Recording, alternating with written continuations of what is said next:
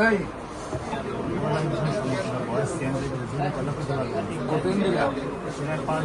প্রথমবার গাড়ি সমস্যা সাইডে মাথা গাড়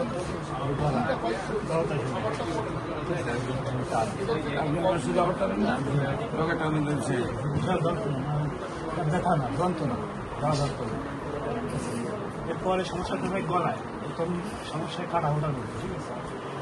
কাটার জন্যই ওষুধ খাইছি কিন্তু কাজ হয় না এখন বর্তমান সমস্যাটা আমি লোকাল হোমিও ওষুধ খাইছি তারপরে কমে বাড়ে কমে বাড়ে হয় না কারণ সমস্যাটা বেশি মারাত্মক